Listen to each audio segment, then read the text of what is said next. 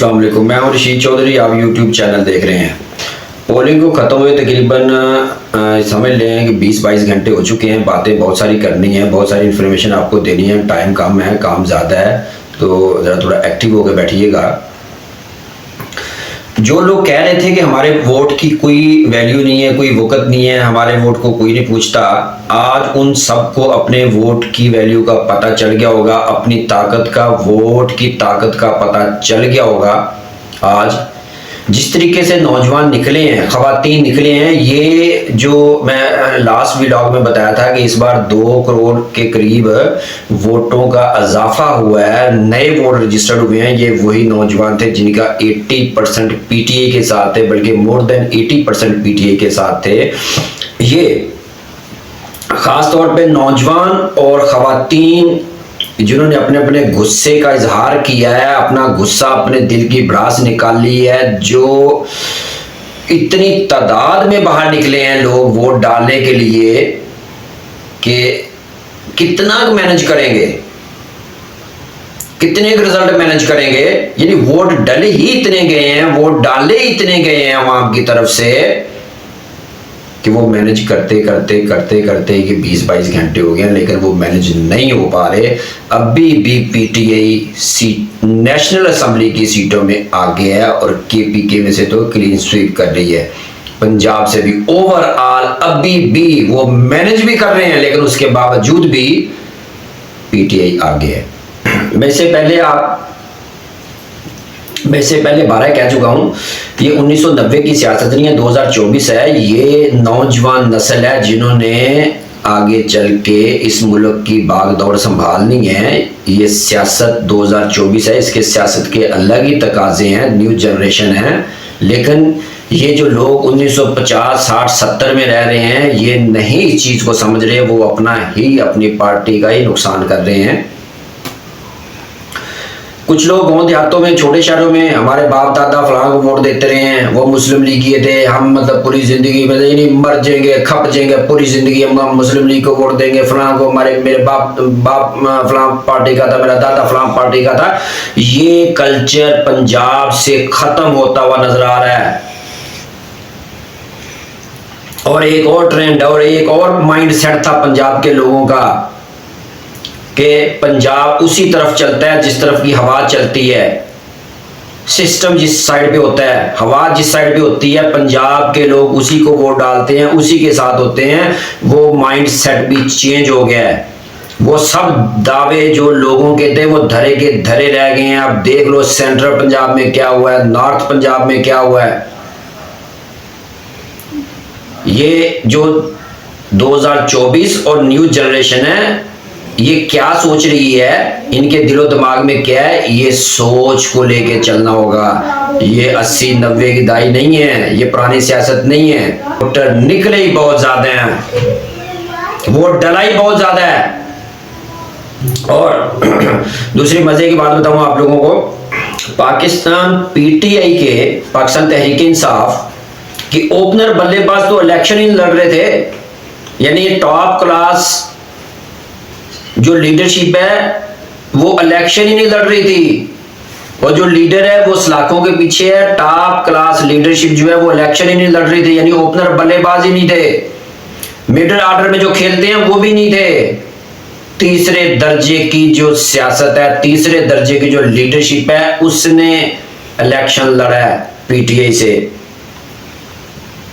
आजाद, बगैर बल्ले के। यानी मैच खेल रहे हैं, बीच में कैप्टन भी नहीं है, बगैर बल्ले के मैच खेला है। तीसरे दर्जे के प्लेयर ने मैच खेला है। कोई खुदा का खौफ होता है, कोई हद होती है। ये उन्हीं के अपने अल्फाज हैं। कोई शर्म होती है, कोई हया होती है। कहां तक मैनेज करोगे। ये मैं 2-3 साल आपको पीछे लेके चलता हूँ। 2021 में शायद, अगर मैं गलत नहीं हूँ, 2021 में डस्के में इलेक्शन हुआ था, सियालकोट की तहसील है डस्का, जहां से पीटीआई के अमजद मल्ली और नून लीग की इफ्तिखार नौशीन इलेक्शन लड़ रही थी। वहां पे दिन के टाइम कोई फायरिंग भी हुई थी कुछ पोलिंग स्टेशन पे, यानी हालात खराब हो गए थे। रात के 10 बजे वहां के इलेक्शन कमीशन में या आरओ के पास रिजल्ट नहीं पहुंचा था, रिजल्ट रुक गया था 10:30 बजे। वो धुंध की वजह से नहीं पहुंचा था या जिस भी वजह से नहीं पहुंचा था, लेकिन नून लीग की क़यादत खड़ी हो गई थी, ट्वीट पे ट्वीट कर रही थी, कंप्लेन कर रही थी कि हमारी कैंडिडेट यहां से जीत रही है। इलेक्शन रिजल्ट रोकने का मकसद ये है कि हमारी कैंडिडेट को यहां पे हराया जाएगा या हरवाया जाएगा।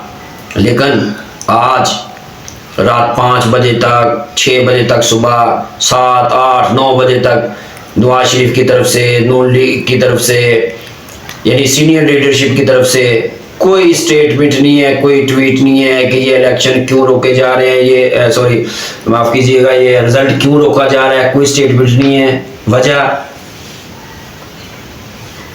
तो आप खुद समझदार हैं, खुद समझ सकते हैं।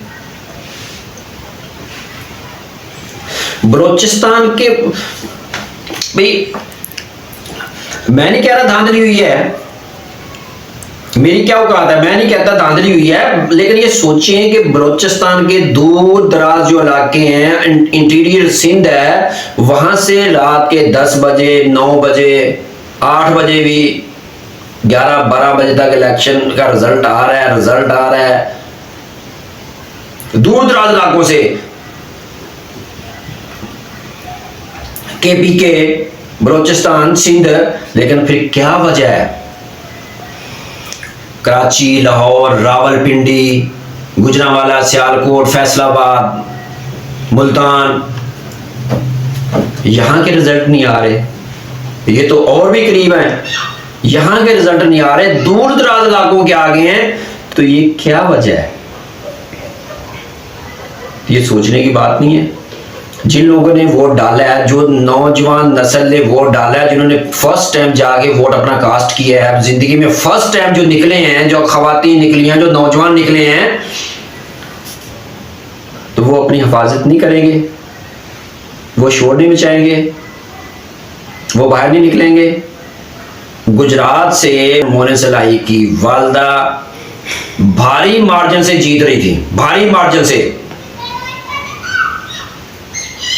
इधर उधर हुए हैं, उनको हरवा दिया गया। अटक से मेजर ताहिर जीतते हैं और ये जीत रहे थे, हरवा दिया गया। शुएब शाहीन इस्लामाबाद से लीड कर रहे थे, हरवा दिया गया। मेहरबानो कुरैशी मुल्तान से जीत रही थी, वहां पे मूसा गिलानी को जितवा दिया गया। अब मजे की बात कि जो नवाज शरीफ का हल्का है, ये मैं मेहरबानों का बता रहा हूं कि मेहरबानों को किस तरह हरवाया गया है। जो नवाज शरीफ का हल्का, मैं आपको लाहौर लेके चलता हूं। जो नवाज शरीफ का हल्का है लाहौर में, डॉक्टर राशिदा जहां से इलेक्शन लड़ रही थी नवाज शरीफ के खिलाफ, वहां पे तकरीबन 2.5 मतलब फिगर को 2-4 हज़ार का कमी पेशी हो सकती है। 2.5 लाख तकरीबन, बल्कि 3.25 लाख जो वोट पड़े हैं, वहां से 650 वोट खराब हुए हैं। मतलब किसी ने फोल्ड अच्छा नहीं किया, किसी ने 2 पे ठप्पा लगा दिया, जैसे भी हुआ, मतलब कि 650 वोट वहां पे खराब निकले हैं नवाज शरीफ साहब के हल्के में, लाहौर में। अब आते हैं मुल्तान, मेहरबानी कुरैशी के हल्के में, यहाँ पे 16,000 वोट खराब निकले हैं और मेहरबानो कुरैशी 9,500 वोट की लीड से आगे जा रही थी। इतना मार्जिन था, हरवा दी गई है। मूसा गिलानी साहब कितने मार्जिन से जीते हैं? 8,000 से। ये वही 8,000 है जो खराब हुए हैं। NA53 Rawalpindi, retire colonel Ajmal साबर राजा यहां से इलेक्शन लड़ रहे थे, पीटीए के हमारे याफ्ता कैंडिडेट थे। इनके मुकाबले में नून लीग के आई थिंक कमरुल इस्लाम थे और चौधरी नसार अली खान भी थे, यहाँ पे इलेक्शन लड़ रहे थे। ये अभी तक पूरा एक दिन यानी 24 घंटे तकरीबन गुजर चुके हैं, उसका पता ही नहीं अभी तक। जो 100-150 के करीब अखबार नवीस या सहाफ़ी थे बाहर से जो आए थे रिपोर्ट करने, कवर करने के लिए, पाकिस्तान में इलेक्शन जो कवर करने के लिए आए थे, उन्होंने सारा माहौल यहाँ पे देखा है। ये उनकी रिपोर्ट है, वो ये तासर दे के गए हैं जाते हुए हम लोगों के लिए कि पाकिस्तान में तहरीक इंसाफ पीटीआई पाकिस्तान की सबसे बड़ी जमात है। बहुत बड़ी तादाद में वोटर निकला वोट डालने के लिए पाकिस्तान में, वो ये कह के ये तासर छोड़ के गए हैं जो सहाफी बाहर से आए थे कवर करने के लिए इलेक्शन। ये बहुत सारे मेरे दोस्तों को भाइयों को पता नहीं होगा फॉर्म 45 क्या है, फॉर्म 47 क्या है। ये जब भी इलेक्शन होते हैं 18 में 13 में पीछे 8 में चले जाएं, ये फॉर्म 45 नहीं मिला, फॉर्म 47 नहीं मिला। पाकिस्तान के 50% से ज़्यादा तो लोगों को पता ही नहीं है फॉर्म 45 क्या और 47 क्या है। अब देखो मैं आपको समझाता हूँ, इस पर गौर करना और अच्छे तरीके से समझ लेना कि एक नेशनल असेंबली का हल्का है, समझ लो कोयटा का एक नेशनल असेंबली का हल्का है, उसमें 300 पोलिंग स्टेशन है। अब 300 पोलिंग स्टेशन से रिजल्ट जाएगा, हर पोलिंग स्टेशन पे एक फॉर्म 45 होता है। जैसे ही पोलिंग का टाइम खत्म हो गया उस पर सारी डिटेल आएगी, लिखा जाएगा कि पीटीआई के कितने हैं, नून लीग के कितने हैं, पीपीआई के कितने हैं, बाप पार्टी के कितने हैं, फलां के कितने हैं। और वहां पे जितने भी एजेंट होते हैं वहां पे अंदर उनके सिग्नेचर होंगे वहां पे, और वो प्रेजाइडिंग ऑफिसर फॉर्म लेके निकल जाएगा। इसी तरह 300 अगर हल्के हैं 300 फॉर्म 45 बनेंगे और वो जाके एक जगह पे उनको जमा किया जाएगा। वहां से रिजल्ट लेके जब वो जमा किया जाएगा फिर बनेगा एक फॉर्म 47 बनेगा 47।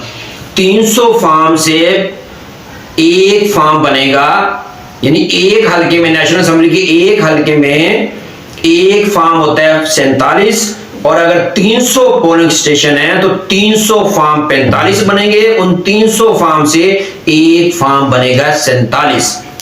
जब ये फॉर्म 45 लेके जो पीटीआई के वकील हैं जो फॉर्म 45 लेके हाई कोर्ट में या सुप्रीम कोर्ट में जाएंगे, दलाइल अपने देंगे, ये नून लीगियों के पास या पीपल्स पार्टी के पास किसी के पास भी कोई दलील नहीं होगी, कोई दलाइल नहीं होगी। यहाँ पे ये कहेंगे क्या? तो मेरा ख्याल ये है कि इतने बड़े पे जो ये काम डाला गया है तो ये फंस चुके हैं यहाँ पे।